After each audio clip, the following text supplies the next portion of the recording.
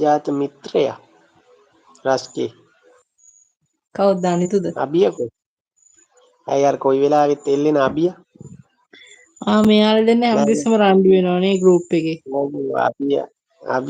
අබියට ඉන්න දෙන්නේ නැහැ කොරස්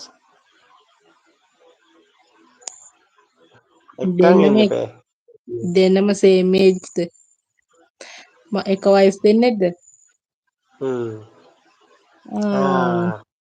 ආවා ආයි ගියා. මේ ශානුගේ නම අරගෙන මුන් ඔක්කොම ලෝගෝ එකත් අරගෙන පව් ඒ යකා. සානුවා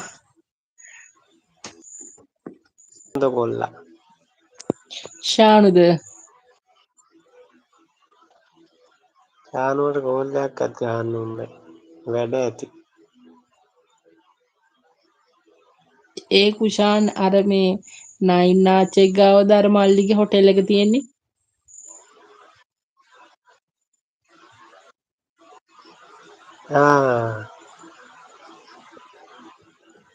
ඩබලම කුමාර්ක මොකද ඇවිත් මල් මලක්වත් කඩන්න විදියක් නෑ මට. මල් ඔයාත් එක්කද මල් කඩන්න ආවේ? ඉතින් කොහමද කුමා මොකද්ද ඔයා කිව්වේ නයින් ආච්චිද? ගාවද අර මල්ලිගේ හොටෙල් එක තියෙන්නේ? යකෝ ශානු අයියට ලෝගෝ එක හදලා දුන්නේ මමනේ. ඉතින් ඒක තමයි යාළුවෝ වුණාට පස්සේ ශානු අයියලාට සලකන්න එපා කොල්ලෝ.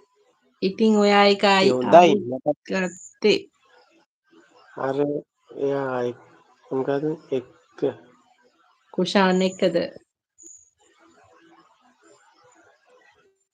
මොකද වෙන්නේ? ඔයා ඉතින් අපිටත් හොස්පිටල් ලෝගෝ එකෙන් එකක් හදලා දෙනවා. කුමා අක්කා හොස්පිටල් එකෙන් ආවද? ඒකනේ හොස්පිටල් එකෙන් ඉස්සෙල්ලම කියන්නේ ආවද කියලා අපිට කියන්න දෙයක් තියෙනවා. කොහොමද ඔය දෙන්න සනීපෙන් ඉන්නවද? ඔව් හරිම වැඩක් සනීපෙන්. නෑ ටිකක් ඉන්නවලු. අඩු මේ මට ලෝගෝ එකක් හදලා දෙන්න බැරිද? ඇයි තියෙන එක මදිද? ඒක අයින් කරලා අලුත් ෆොටෝ එකකට ඔය පරණ ෆොටෝ එකක්නේ. ඕ මල්ලි දැන් කුෂාන් අයියා ඊට වඩා මහතයි. ඕක ඉන්නේ කටුසෙක් වගේනේ. ඒකනේ මල් නෙමෙයි කොළ කඩන්න වෙන්නේ. දිනේෂ් බ්‍රෝ ඔන්න මතකද?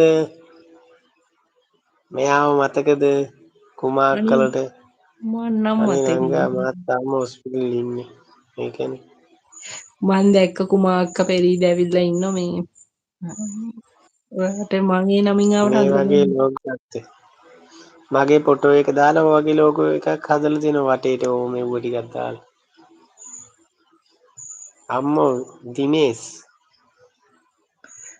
කුෂාන් මේ අපේ ලෝගෝ එක හොඳයි.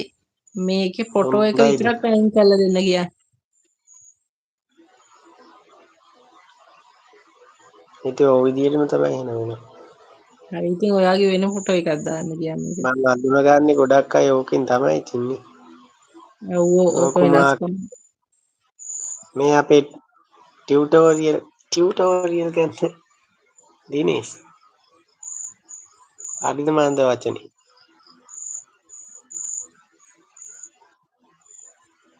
ශානු නෙමෙයි ශානු කුමා අක්කේ ඉතින් මොකද කරන්නේ? කාලද බීලද? තාම නැද්ද?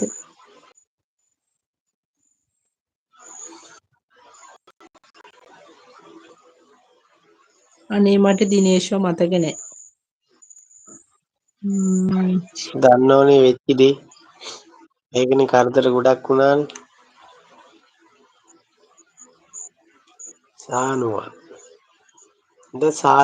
සාලුවා මම වැඩ කරන ගමන් ඇවිල්ලා තියෙන කොල්ලා. සානුවා අපිට ඒ නම වෙනස් කරගන්න බැරිද?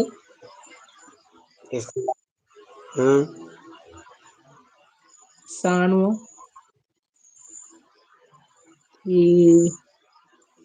කොණ්ඩම්